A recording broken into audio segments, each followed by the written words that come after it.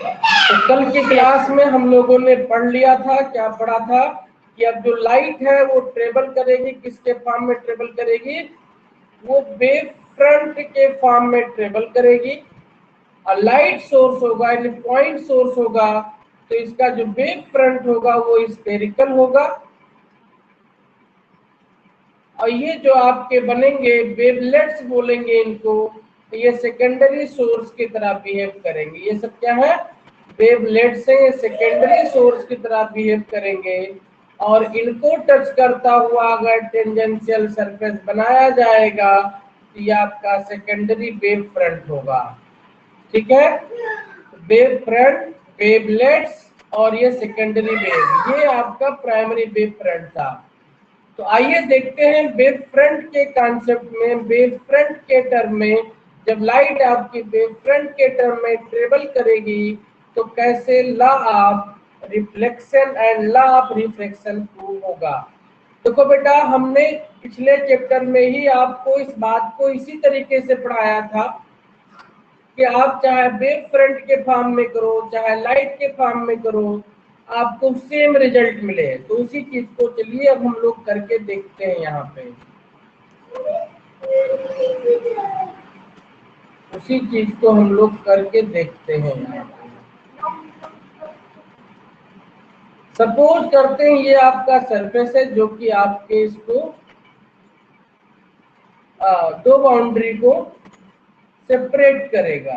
क्या करेगा, दो बाउंड्री को सेपरेट करेगा।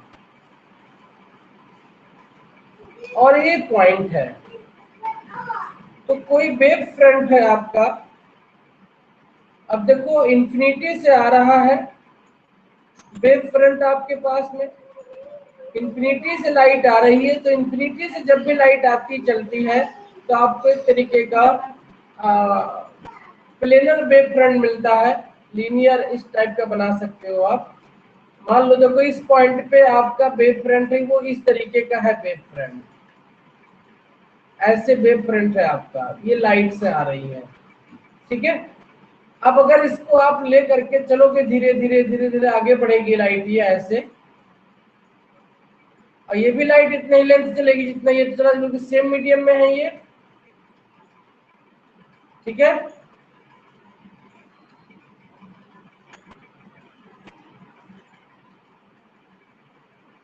ठीक है बेटा। Yes sir. अब देखो ये मिला हुआ वेव फ्रंट है।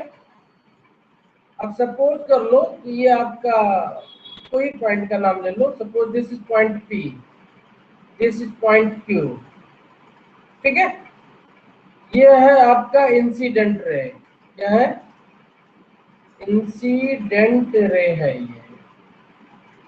ये आपका मीडियम 1 है। मीडियम 1 में वेलोसिटी आपकी v1 है। कितना वेलोसिटी है, v1 वेलोसिटी है। मीडियम 1 है, इसमें वेलोसिटी इसकी v1 है।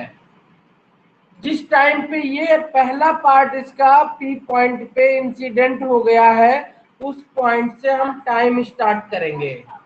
तो इस पॉइंट से टाइम स्टार्ट करेंगे और सपोज करेंगे कि जितने टाइम में ये वाला पार्ट आपका यहाँ पे पड़े, यहाँ तक आने में इसको टाइम t लगेगा। तो इस डिस्टेंस को ट्रेवल करने में, अगर इसको मैं मान लूं पॉइंट B है, तो BQ को ट्रेवल करने में B वेलोसिटी से t टाइम से चल रहा था, तो कितना डिस्टेंस ट्रेवल करेगा ये B1t डिस्टेंस ट्रेवल करेगा ये, जो कि आपके आउटर मीडियम में है। सपोज करते हैं दूसरे मीडियम में जाते वेलोसिटी v2 हो जाएगी, तो इसी टाइम t में जो इसका दूसरा वाला पार्ट है, जो इसका दूसरा वाला पार्ट है, वो v2 वेलोसिटी से t टाइम में कितना ट्रेवल करेगा। तो v2 वेलोसिटी से वो t टाइम में कितना डिस्टेंस ट्रेवल करेगा, जितना भी डिस्टेंस वो ट्रेवल करेगा वो होगा v2t डिस्टेंस ट्रेवल करेगा। ये कितना डिस्टेंस ट्रेवल करेगा, v2t डिस्टेंस ट्रेवल करेगा ये डिस्टेंस। ठीक है, इतने डिस्टेंस को इसमें से कट कर लेते हैं इस तरीके से, और इसको इस पॉइंट से मिला देते हैं। तो ये वेव फ्रंट बनाया मैंने, यहाँ पे वेव फ्रंट बनाया है ये, तो वेव फ्रंट पे टेंजेंट बनाएंगे इस तरीके से, तो ये आके यहाँ पे मिल जाएगा। सपोज कर लो दिस इज पॉइंट आर। बात समझ में आई? ये पूरा का पूरा वेव फ्रंट साथ में चल रहा है, ये सब साथ में है पूरा, ऐसे ऐसे सब कंटिन्यूअस है, वेव फ्रंट है, ये वेव फ्रंट के फॉर्म में चल रहा है। ठीक है, तो जिस पॉइंट पे इसका पहला एंड पी पॉइंट पे आपके सरफेस पे मिलेगा, टकराएगा, इंसिडेंट होगा, जिस पॉइंट पे ये यहाँ पे सबसे पहली बार, उसके बाद में हमने सोचा कि इसके सेकेंड एंड को जो है बी पॉइंट तक, यानी इस सरफेस से टकराने में या इंसिडेंट होने में जो टाइम लगेगा वो टी है, तो टी टाइम में टकराने पे ये B1 टी डिस्टेंस चलेगा। इसी टाइम पे जो वेव यहाँ से एंटर कर चुकी है वो B2 टी डिस्टेंस चलेगी। इतनी बात सबको क्लियर हो गई है?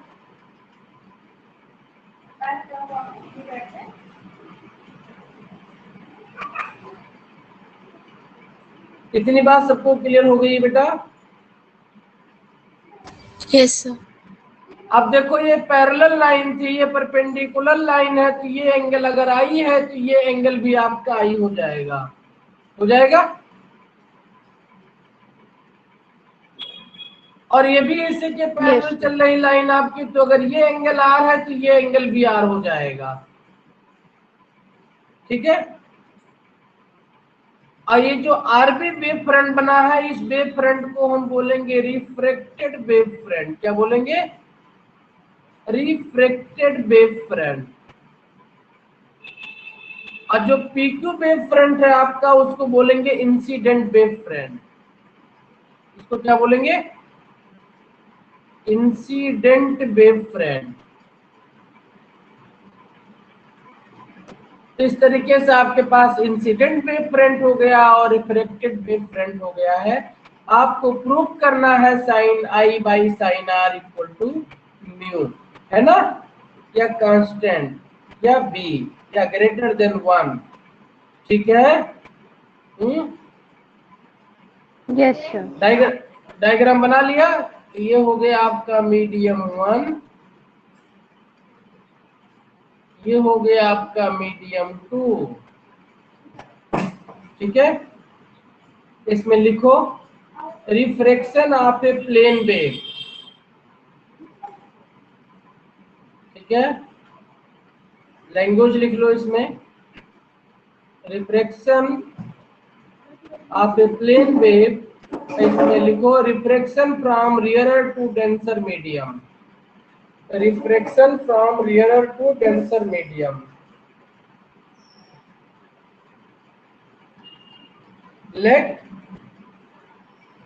let B1 and B2 represent the speed of light in the medium 1 and 2 respectively. Let B1 and B2 represent the speed of light in medium 1 and 2 respectively.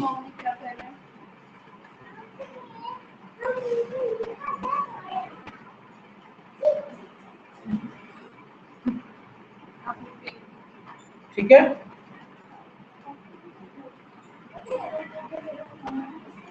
consider a plane wave front PQ. Consider a plane wave front PQ propagating in the direction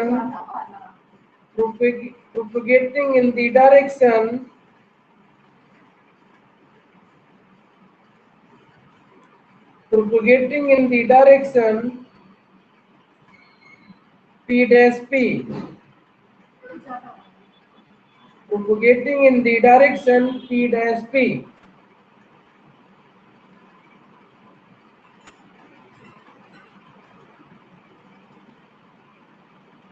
Incident on the medium boundary at point P. Incident on the medium boundary at point P at an angle of incidence I. At an angle of incidence I. Incident of the medium boundary. incident on the medium boundary at point P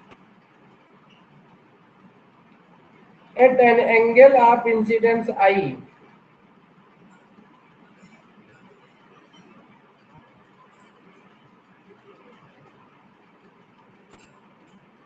Let T be the time taken to travel from Q to B. Let T be the time taken to travel from Q to B.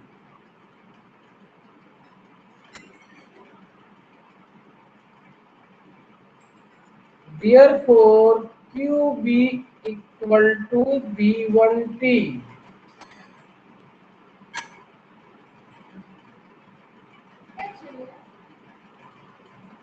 Now, from point P,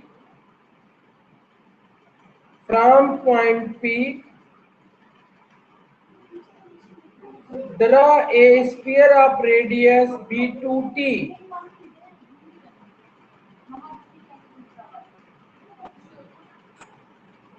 Draw a sphere of radius B2T. And let BR represent the forward tangent plane. Let BR represent the forward tangent plane.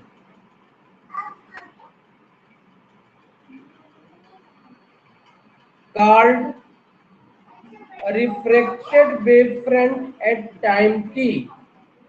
Called refracted wavefront at time t. Represent forward. Let BR represent the forward tangent plane called refracted wavefront at time t.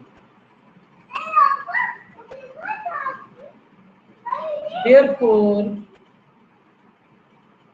PR equal to B2T. PR equal to B2T. Now B1T ऊपर वाले में है, इस triangle में आपको sign angle लेना है। तो now triangle PQB, triangle PQB में साइन एंगल की वैल्यू निकालते हैं। इन ट्राइंगल PQB साइन I इक्वल टू, ये परपेंडिकुलर हुआ, ये आपका परपेंडिकुलर हो गया, ये आपका हाइपोटेनस हो गया, ये बन जाएगा आपका QB सॉरी परपेंडिकुलर, ये आपका बन जाएगा QB अपान PB बन जाएगा। इसको लिखा जा सकता है B1T अपान PB एंड नीचे वाले ट्राइंगल में ले लो PRB में साइन R मिल जाएगा आपको,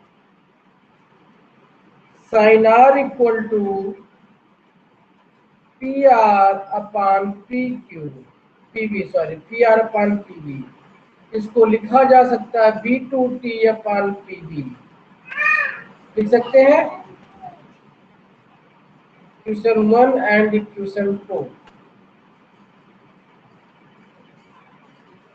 ठीक है, इक्वेशन 1 एंड 2 को डिवाइड कर दो या एक से PB की वैल्यू निकाल के दूसरे में सब्स्टिट्यूट कर दो।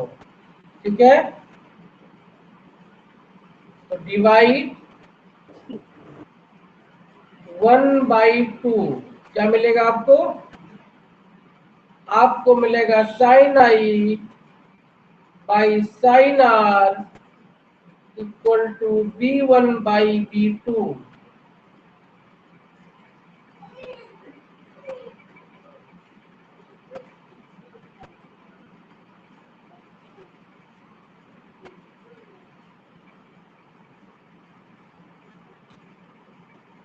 ठीक है,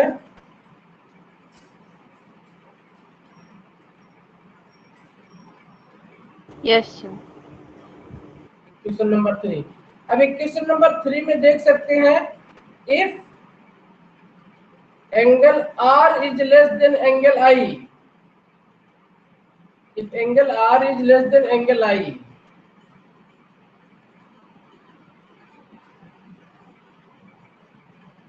लेस देन एंगल I, मतलब आपका जो वेव फ्रंट है वो नॉर्मल के अलोंग नॉर्मल की तरफ बेंड कर रहा है, क्योंकि आप रियर से डेंसर मीडियम में जा रहे हो। तो इस सिचुएशन में if R is less than angle I, R is less than angle I, तो sine R is also less than sine I। तो V1 बाई V2 जो होगा वो 1 से बड़ा हो जाएगा, हो जाएगा। ठीक है, यस सर। यही आपका लॉ ऑफ रिफ्लेक्शन था। तो this means sine I is R is also less than sine I, and this implies sin I by sin R greater than 1 implies V1 by V2 is greater than 1, means V1 is greater than V2. That is, speed of light in medium 1 is greater than in medium 2. That is, speed of light in medium 1 is greater than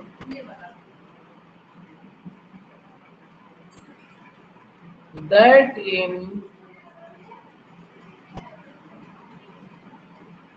in medium 2, and this is exactly same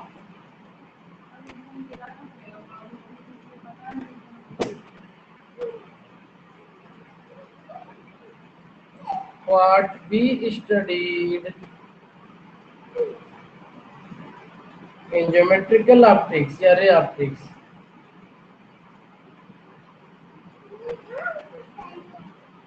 ठीक है,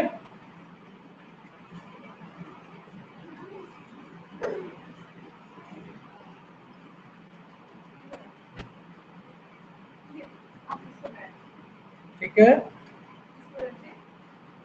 yes sir. Also, if mu 1 is a refractive index of medium 1, that is mu 1 equal to C by B1, and mu 2 is a refractive index of medium 2, that is mu 2 equal to C by B2। ठीक है,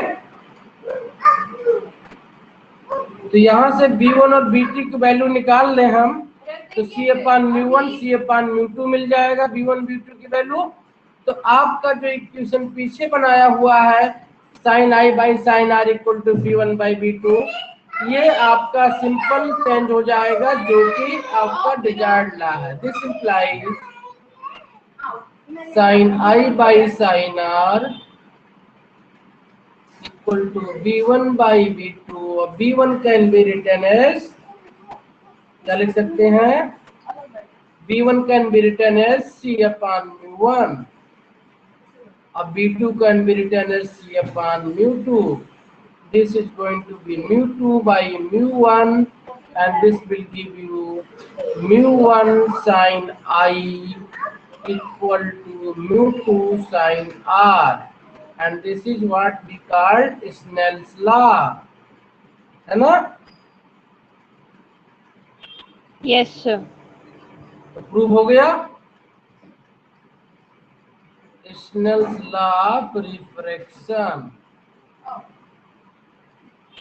So this is how we can prove Snell's law of refraction using wave front concept proposed by Huygens. ठीक है.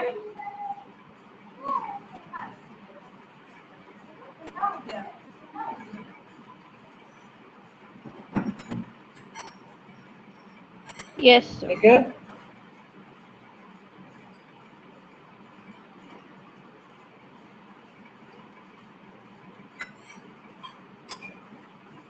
Okay.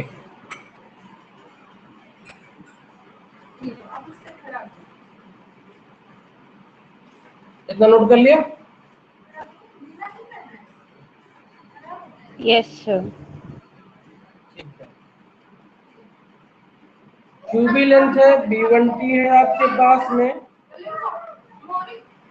और PR आपका B2T है. अब अगर कोई एज्यूम करे कि इस लेंथ में इस तरीके की वेव है पूरी, है ना, तो इसके वेव लेंथ के टर्म में इसको n लैम्डा लिखा जा सकता है. लिख सकते हैं ना, n लैम्डा लिख सकते हैं.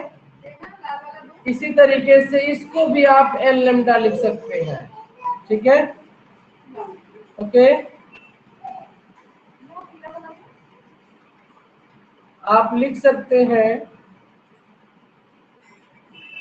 QB equal to n lambda, medium 1 है तो 1 कर दो, equal to B1T and PR equal to n lambda 2, medium 2 है तो B2T. यहाँ से आपको मिल जाएगा lambda 1 by lambda 2 equal to B1 by B2 equal to sine I by sine R equal to μ2 by μ1. यही सारा चीज हम लोग प्रैक्टिस में पढ़ के आए हैं अभी. ठीक है. ओके. यहाँ पे फ्रीक्वेंसी कांस्टेंट होती है क्योंकि बी और लैम्डा चेंज हो रहा है. देखो ध्यान से, lambda 1 by B1 equal to lambda 2 by B2, ये कांस्टेंट है पूरा, equal to a constant and this constant be called as frequency. FR nu जो भी लिखो आप, FR nu जो भी आप लिखते हो, यहाँ से आपको मिल गया B equal to L lambda, है ना. इसको उल्टा करके लिखते तो हमको B L लैम्डा मिलता डायरेक्ट. इसको अपोजिट कर लो तो प्रॉब्लम नहीं है. ये भी 1 बाई फ्रीक्वेंसी भी कांस्टेंट ही होगा, तो थोड़ा अपोजिट कर दो तो लोन टर्म मिल जाएगा हमको. इसको ऐसे भी लिख सकते हैं B1 upon lambda 1 equal to B2 upon lambda 2 और इसको हम फ्रीक्वेंसी करेंगे. यहाँ से हमको मिल गया B equal to frequency into lambda और D equal to nu lambda. ठीक है.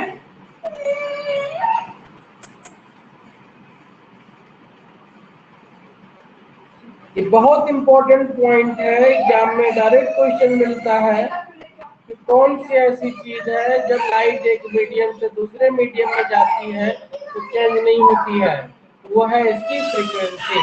ठीक है. ओके, तो नोट कर लो. Yes, sir. The frequency of the wave does not change as it travels from one medium to another. ठीक है.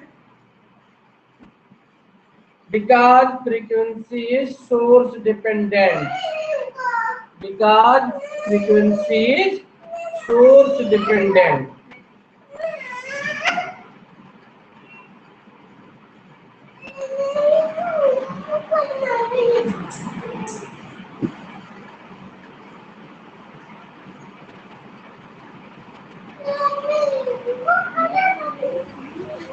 आपकी आवाज नहीं आ रही ठीक से। हेलो, अभी भी नहीं आ रही है? हेलो, अब नेक्स्ट टॉपिक जो आपको जानना है, पढ़ना, उसके लिए एक बात जाननी जरूरी है, वो है आपको जानना कि coherent and incoherent source of light क्या होते हैं। ठीक है, ठीक है। तो दो सोर्स जो कि सेम कलर की लाइट इमिट करें और वो जो है सेम फेज में हो, ठीक है, तो उनको हम क्या बोलते हैं? कोहेरेंट सोर्स बोलते हैं। ठीक है, सेम कलर मतलब वेवलेंथ सेम हो गया, फ्रीक्वेंसी सेम हो गई, सब कुछ सेम हो गया। अगर दो सोर्स जो कि कोहेरेंट वेव प्रोड्यूस नहीं कर सकते हैं, ठीक है, हेलो, जो कि सेम कलर नहीं इमिट कर रहे हैं, Yes. उन सबको क्या बोलेंगे? इनकोहेरेंट सोर्स बोलेंगे। एक बात ध्यान रखना कि कोई भी दो सोर्स जो कि अलग अलग हो, डिफरेंट हो, वो कभी भी कोहेरेंट वेव्स प्रोड्यूस नहीं कर सकते हैं प्रैक्टिकली। ठीक है, तो हम क्या करते हैं? हम क्या करते हैं फिर कोहेरेंट वेव पाने के लिए? बोलो। हम ऐसा कुछ करते हैं कि जो भी हमारे पास सिंगल वेव हो, उसी को हम जो है अलग अलग बांट लेते हैं, 2 पार्ट में, 3 पार्ट में डिवाइड कर लेते हैं। ठीक है, और डिवाइड करके फ्रेसनेल्स प्रिज्म यूज करके या बाकी और कॉन्सेप्ट है उनको यूज करके और हम कोहेरेंट वेव को पाना अचीव करते हैं। ठीक है, ओके। इसका रीजन ये होता है कि दो अलग अलग सोर्स कोहेरेंट वेव्स इसलिए नहीं दे पाते हैं क्योंकि जो लाइट का एमिशन होता है, क्योंकि आपने पढ़ा है क्लास 11th में फर्स्ट चैप्टर में कि इलेक्ट्रॉन एक्साइट होता है, उसी से इमिट होती है लाइट। एक्साइट होता है, ग्राउंड स्टेट में वापस आता है, लाइट इमिट करती है। ऐसे सिचुएशन में करीब करीब 10⁻⁸ 9 10 सेकेंड के आसपास का टाइम लग जाता है और इस टाइम को आप बिल्कुल कोरिलेट नहीं कर सकते हो क्योंकि टाइम स्केल भी इतना छोटा टाइम है, बट वेव के टर्म में बड़ा डिफरेंस क्रिएट करता है ये। ठीक है, तो इसलिए जब भी आपको कोहेरेंट सोर्स बनाना होगा तो आप बाई प्रिज्म यूज करेंगे, निकोल्स प्रिज्म यूज करेंगे, ऐसे तमाम सारी चीजें जिनको यूज करके आप कोहेरेंट क्या बोलते हैं वेव्स बनाएंगे। ठीक है,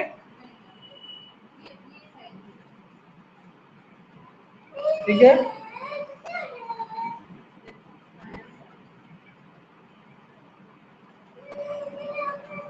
बात समझ में आ गया? Yes.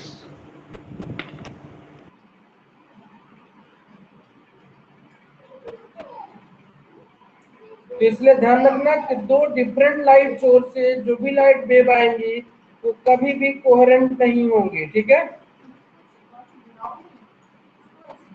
लेकिन अगर एक ही सोर्स से आ रही है, मोनोक्रोमेटिक लाइट है, ठीक है,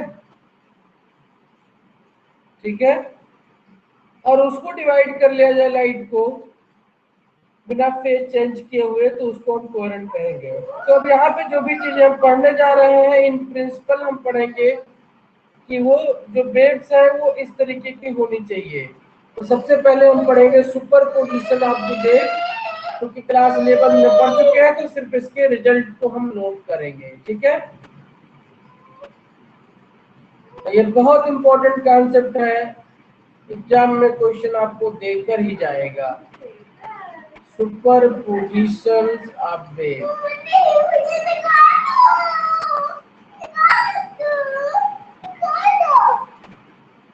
super position of the waves. ठीक है, सपोज आपके पास दो वेव्स हैं, y1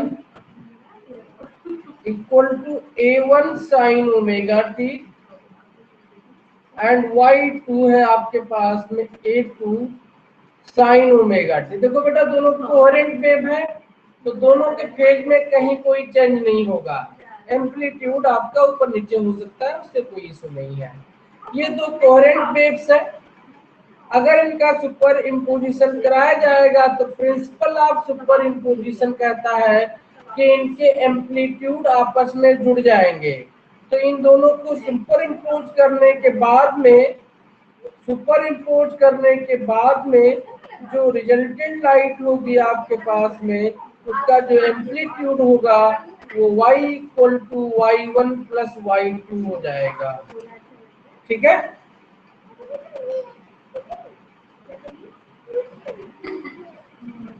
ठीक है। Yes, sir. इसी तरीके का सुपर इम्पोजिशन जब दो या दो से ज्यादा वेव्स सुपर इम्पोज करती हैं तो लाइट का रीडिस्ट्रीब्यूशन हो जाता है। क्या हो जाता है? लाइट का रीडिस्ट्रीब्यूशन हो जाता है। एनर्जी का क्या हो जाता है? एनर्जी का रीडिस्ट्रीब्यूशन हो जाता है। तो इसी फिनोमेना को हम इंटरफेरेंस कहते हैं। ठीक है, जब दो या दो से ज्यादा वेव सुपर इम्पोज करें तो एनर्जी का रीडिस्ट्रीब्यूशन हो जाएगा। इस फिनोमेना को हम इंटरफेरेंस कहेंगे और अल्टरनेटिवली हमको ब्राइट और ब्लैक फ्रिंजेस मिलेंगे। ठीक है, चलिए देखते हैं। सपोज करो कोई सोर्स है S1, कोई सोर्स है S2, है ना? ठीक है, ये सेम फ्रीक्वेंसी से ऑसिलेट कर रहे हैं और यहां से कोई पॉइंट P है जो कि इक्वी डिस्टेंस पे है। तो ये सेम डिस्टेंस पे चल रहे हैं और सेम वेव फेज में वेव भी आपका जो है प्रोड्यूस कर रहे हैं। तो P पॉइंट पे जब मिलेंगे तो यहाँ पे सुपरपोजिशन हो जाएगा इनका। ठीक है, ओके।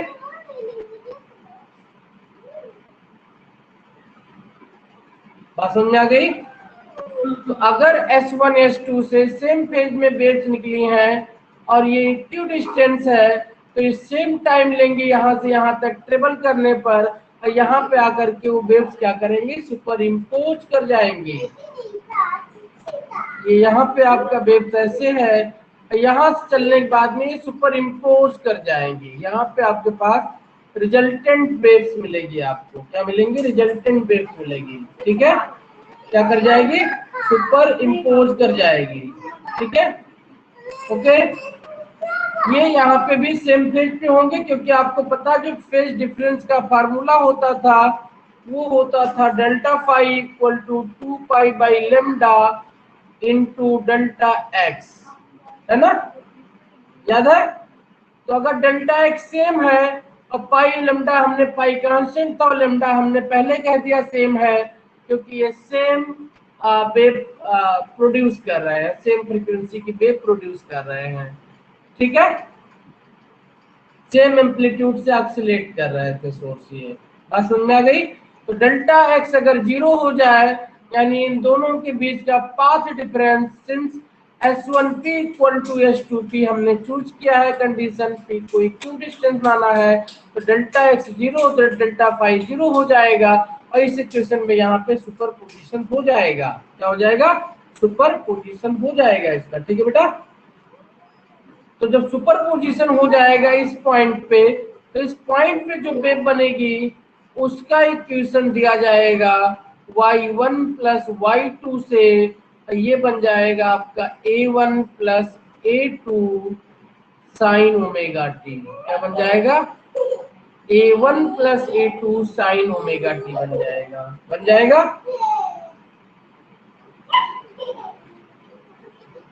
ठीक है, Yes. समझ में आ गया? अब जब आपका रिजल्टेंट यहाँ पे जो वेव चलेगी अब आगे, ये इन दोनों की रिजल्टेंट वेव्स है जिसका एम्पलीट्यूड इस इक्वेशन से दिया जाएगा a1 plus a2 sine omega T से। तो देखते हैं इसका एनर्जी रिडिस्ट्रीब्यूशन कैसे क्या होगा, इंटेंसिटी पे क्या रिलेशन पड़ेगा, क्या आएगा क्या नहीं आएगा। अलग अलग कंडीशन से बहुत सारी चीजें डिस्कस कर सकते हैं यहाँ पे। एक एग्जाम्पल के तौर पे अगर a1 इक्वल टू a2 ले लें तो y इक्वल टू आपका हो जाएगा, आप इसको भी अगर एक कांस्टेंट मान लो a है, तो y equal to 2a sine omega t हो जाएगा। यानी जो मैक्सिमम एम्पलीट्यूड है रिजल्टेंट वेव का, वो इनिशियली S1 और S2 दोनों का तो को देखें तो उनके कंपैरिजन में इनका 2 टाइम्स हो जाएगी, 2a हो गई। ठीक है, ओके। चलिए तो देखते हैं इनके इंटेंसिटी पे क्या फर्क पड़ेगा। तो हमको पता है कि जो इंटेंसिटी होती है, जो इंटेंसिटी होती है वो प्रोपोर्शनल टू ए स्क्वायर होती है ना। ओके, तो अगर यहाँ पे देखें तो ये 2a स्क्वायर हो जा रहा था, तो ये आपका 4a स्क्वायर बन जाएगा, है ना, बन जाएगा। ठीक है, अगर a स्क्वायर को हम I0 कहें इस वाली इंटेंसिटी को, इसको I कहें इस वाली इंटेंसिटी को, तो रिलेशन बन जाएगा I equal to 4 times of I0 बन जाएगा।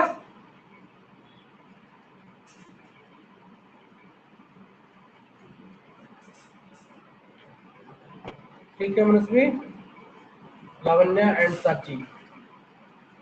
Yes sir. Yes, sir. समझ में आ रहा है?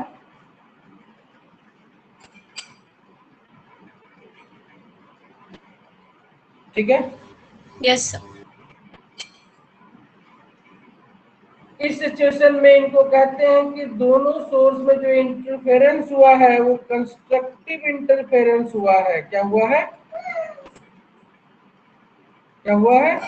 कंस्ट्रक्टिव इंटरफेरेंस हुआ है। ठीक है, ठीक है। तो दिस टाइप ऑफ इंटरफेरेंस, जब इनकी इंटेंसिटी, दोनों की इंटेंसिटी का इस तरीके से 4 टाइम्स बढ़ जाए या एम्पलीट्यूड प्लस हो जाए, तो उसको बोलेंगे कंस्ट्रक्टिव इंटरफेरेंस। ठीक है,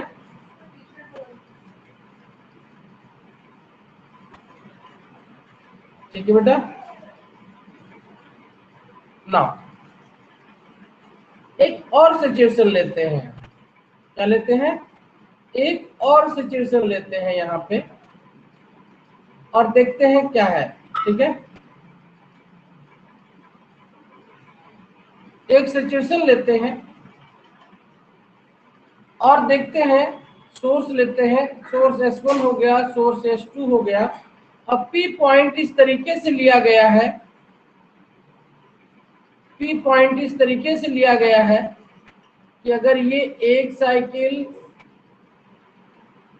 2 साइकिल, 3 साइकिल चल करके यहाँ पहुंच रही है, तो ये वाला टर्म आपका 1 साइकिल, 2 साइकिल, 3 साइकिल, ये वाला आपका 4 साइकिल चल के पहुंचे यहाँ। कितना साइकिल चला ये? 4 साइकिल चल करके पहुंचा। ठीक है, मान लो पॉइंट Q है, S1Q 3 साइकिल चला, तो इसको हम बोलेंगे 3 लेमडा। ये आपका S2Q 4 साइकिल चला, तो इसको हम बोलेंगे 4 लेमडा। ठीक है बेटा, बात समझ में आ गई?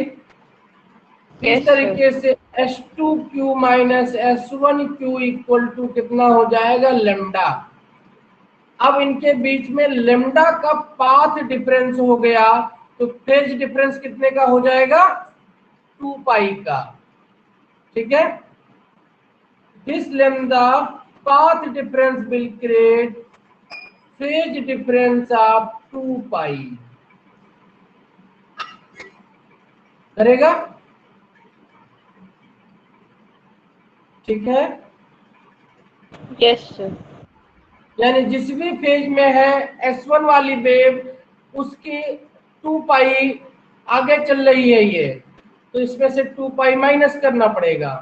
तो Y1 वाली अगर वेव है आपका A1 साइन ओमेगा टी, तो यहाँ पे इस समय पहुंचने पर जो Y2 होगी वो होगी A2 sine omega t minus 2 पाई। कितना करना पड़ेगा? साइन ओमेगा टी माइनस 2 पाई करना पड़ेगा आपको। ठीक है,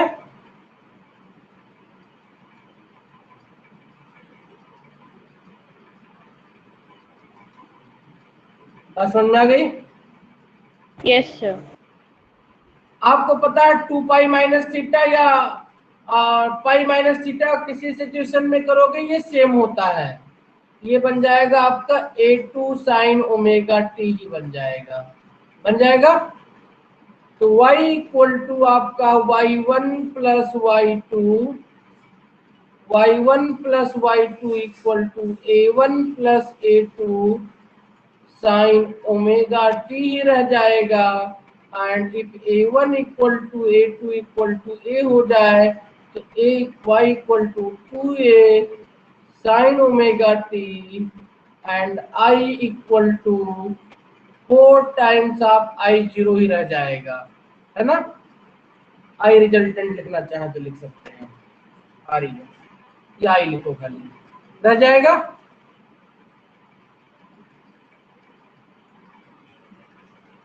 Yes, sir. यानी हमें क्या मिला यहाँ से कि अगर फेज डिफरेंस लेमडा का हो, 2 लेमडा का हो, 3 लेमडा का हो, 4 लेमडा का हो, तो उन सब में पाई का मल्टीपल बन जाएगा और पाई के मल्टीपल थीटा माइनस करो प्लस करो वैल्यू चेंज नहीं होती है ना। 2 पाई माइनस थीटा थीटा ही रहता है ना। तो वो चेंज नहीं होगा, यानी वो कंस्ट्रक्टिव इंटरफेरेंस ही करेगा। तो कंडीशन मिल गई आपको फॉर कंस्ट्रक्टिव, सर एक बार पीछे दिखाना। फॉर कंस्ट्रक्टिव इंटरफेरेंस लेमडा, जो पाथ डिफरेंस होगा, path difference must be n lambda where n equal to 0 1 2 3 dot dot dot. अब पीछे चलो देखो,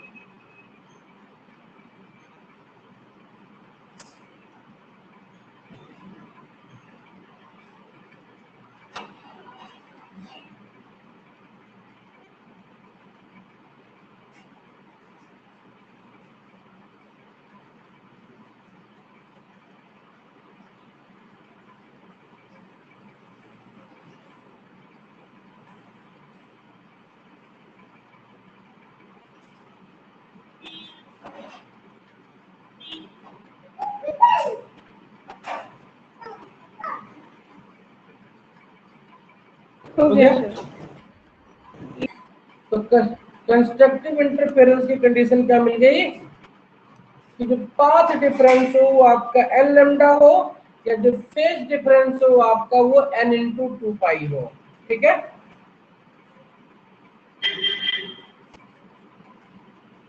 ओके। पाथ डिफरेंस इतना हो या फेज डिफरेंस कितना हो,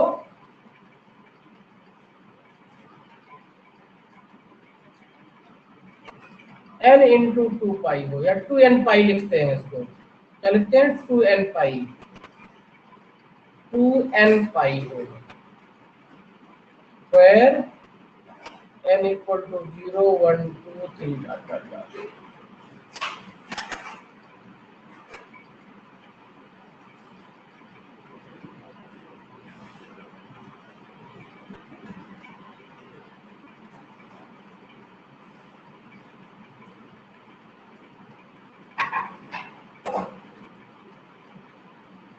हो गया।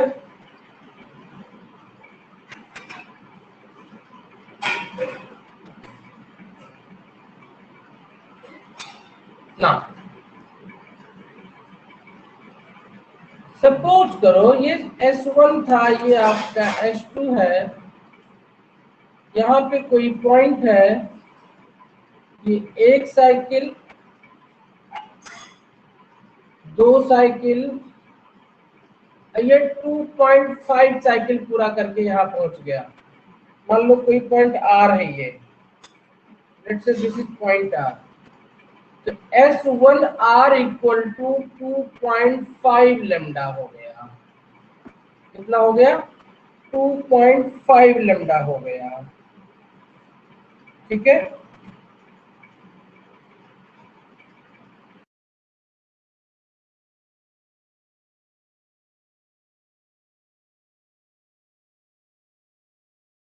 Yes, sir.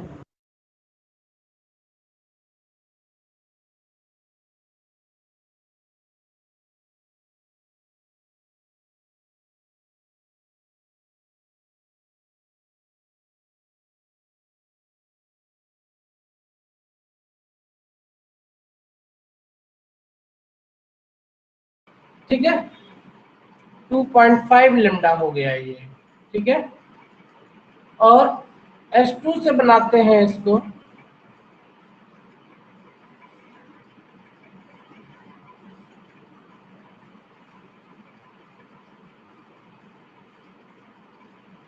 एक लेमडा, 2 लेमडा,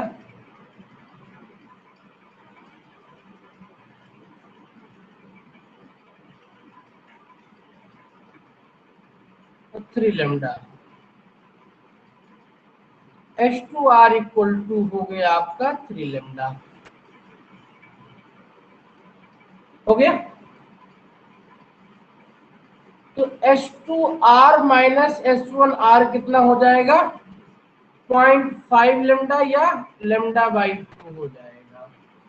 इसके क्रॉसपोंडिंग जो फेज डिफरेंस होगा वो कितना होगा? 2 pi upon lambda into lambda by 2, ये बन जाएगा पाई का। यानी अगर आपका y1 equal to A1 sine omega t है, तो y2 आपका बन जाएगा A2 sine omega t minus pi. कितना हो जाएगा? Minus pi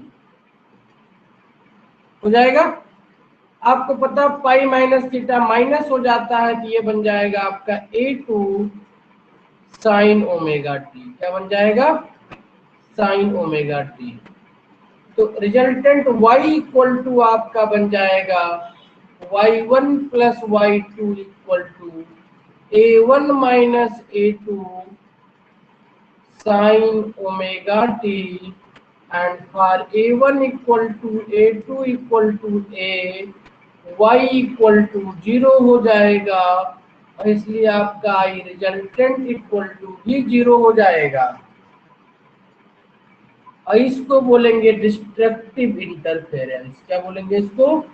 destructive interference. This will be called as destructive interference. ठीक है, क्या बोलेंगे इसको? Destructive interference. नोट कर लिया?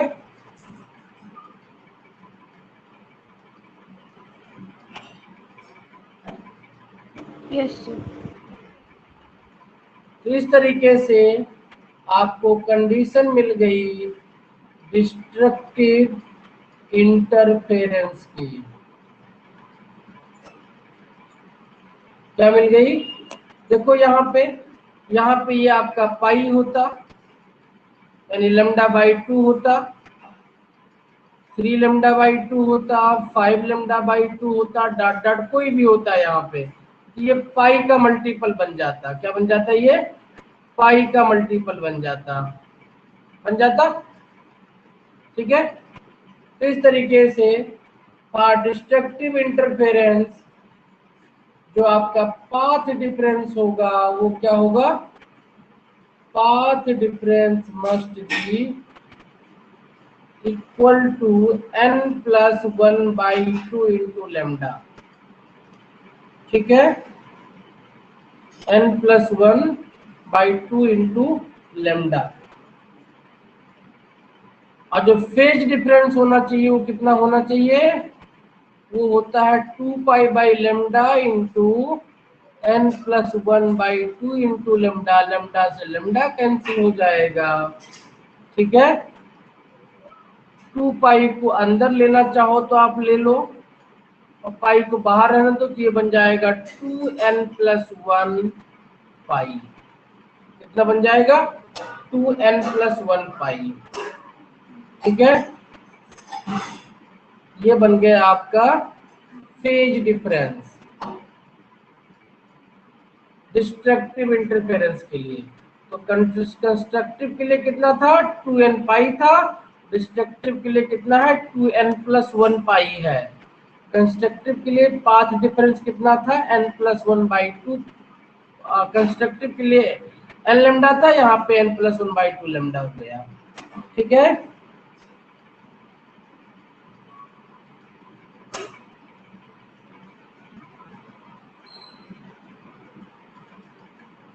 Yes, ओके बेटा, ये रहा आपका स्पेसिफिक कंडीशन।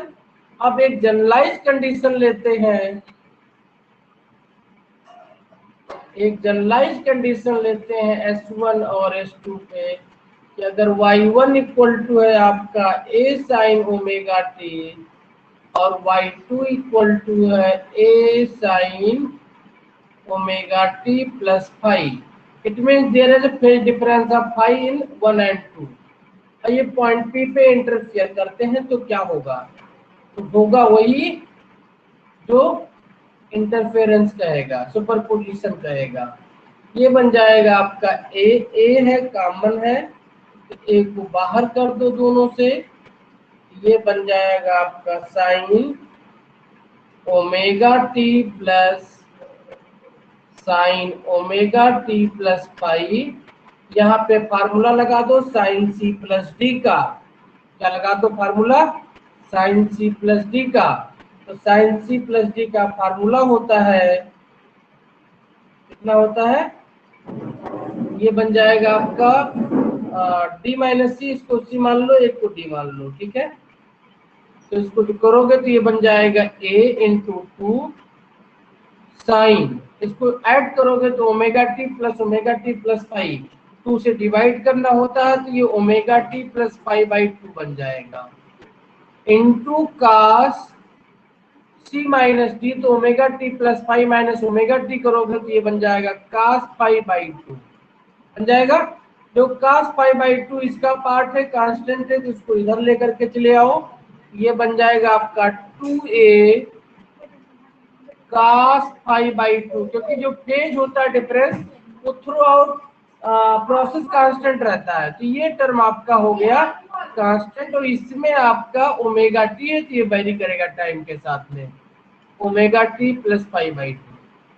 तो ये आपका वेव का पार्ट हो गया, और ये पार्ट आपका हो गया कांस्टेंट, यानी ये आपका एम्पलीट्यूड हो गया और ये आपका हो गया एंगुलर पार्ट, ये आपसी लेसन फैक्टर। ठीक है, ये कांस्टेंट हो गया तो ये बन गया एम्पलीट्यूड। ठीक है, एम्पलीट्यूड फैक्टर बोलेंगे इसको, इसको बोलेंगे ऑक्सीलेशन फैक्टर।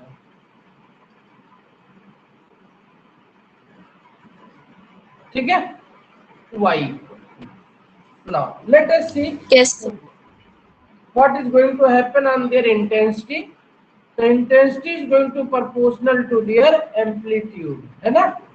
अगर इसको स्क्वायर कर दें हम, तो स्क्वायर करेंगे तो ये क्या मिल जाएगा आपको, ये मिल जाएगा 2a cos 5/2 का स्क्वायर मिल जाएगा, ये बन जाएगा आपका 4a स्क्वायर cos स्क्वायर 5/2। ध्यान से दो देखो कि आपका I0 बना देंगे इसको, a स्क्वायर आपका I0 होता है, ये I0 होता है, इसको हम लिखेंगे I रिजल्टेंट, तो आपका I रिजल्टेंट इक्वल टू बन जाएगा 4I0, और ये इसके साथ में फैक्टर जुड़ गया cos square 5/2। Remember where phi is phase difference, तो फेज डिफरेंस अगर 0 हुआ तो मैक्सिमम इंटेंसिटी, फेज डिफरेंस अगर इसका मल्टीपल हो गया 2 पाई का तो भी आपका मैक्सिमम इंटेंसिटी। अगर आपका फेज डिफरेंस पाई का मल्टीपल हुआ, देखो अगर फाई इक्वल टू पाई हुआ तो 5/2 इक्वल टू पाई/2 हो जाएगा, और cos पाई/2 की वैल्यू आपकी 0 हो जाया करेगी, है ना।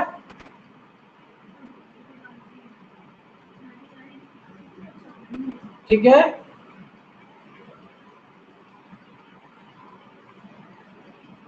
समझ में आ गई। yes, sir.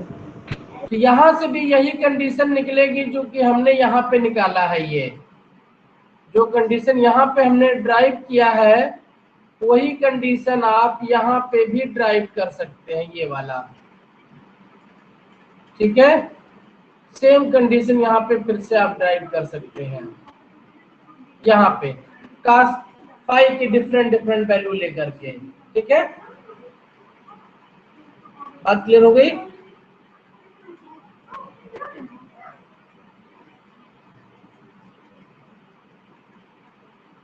Yes, चलिए sir. इसको और सिस्टमेटाइज करते हैं थोड़ा सा।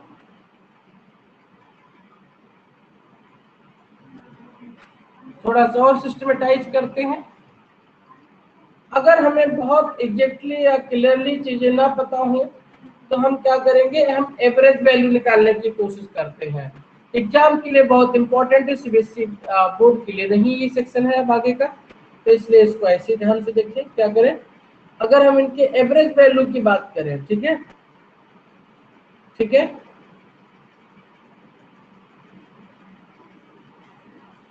और हम कंसीडर करें जो सोर्सेज हमारे हैं वो इनकोहेरेंट है। क्या है? इनकोहेरेंट है। क्या है? सोर्सेज हमारे इनकोहेरेंट है।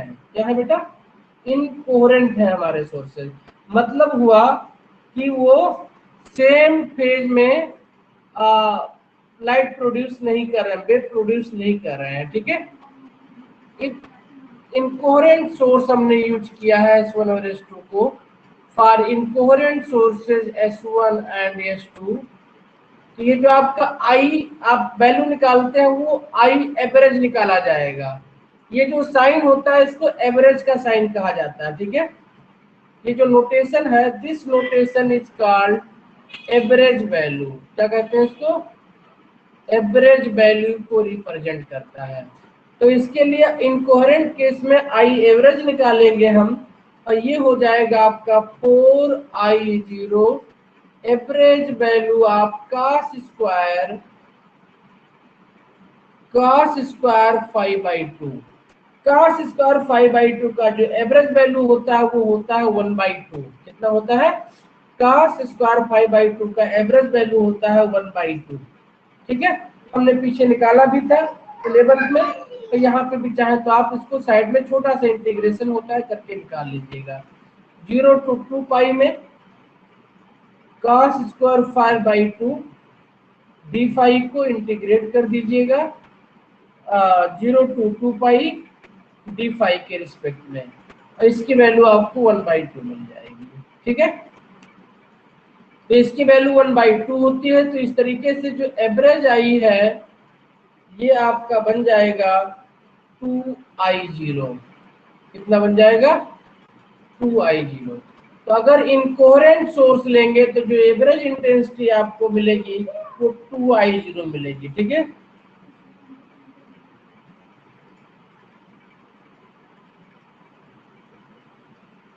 ठीक है। अब देखो, हमने पीछे देखा था कि इंटरफेरेंस होने के लिए सिनर्जिस्टी मिलती थी, स्क्वायर के टर्म में मिलता था, और ये simple addition of their intensities हो गया। तो यहाँ पे हम कंक्लूड कर सकते हैं कि two incoherent source interferes then no interference takes place. ठीक है, लिख लो। We can say that when two incoherent light sources interfere at a point, then no interference pattern and intensity. ठीक है, no interference pattern, then there is no interference pattern and intensity at the point is same and is equal to 2i0। ठीक है,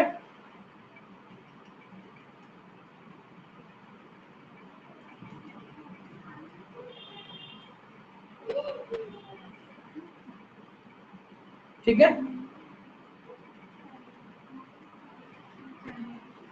okay. yes, sir. अब यहीं पे एक note कर डाल लेते हैं।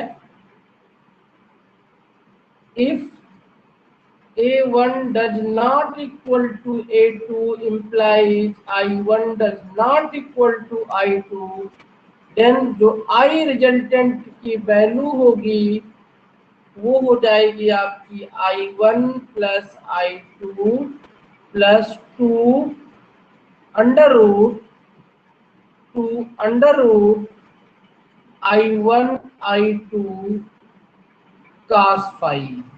ठीक है,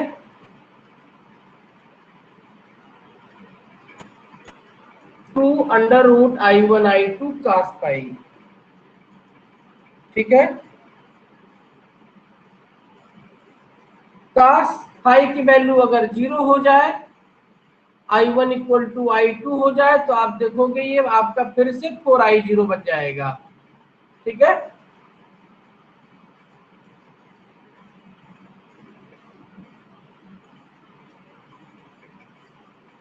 बहुत इंपॉर्टेंट फार्मूला। सोर्स कोहेरेंट है लेकिन उनके एम्पलीट्यूड सेम नहीं है, इंटेंसिटी सेम नहीं है, तो आपको रिजल्टेंट इंटेंसिटी इस फार्मूले से मिलेगी।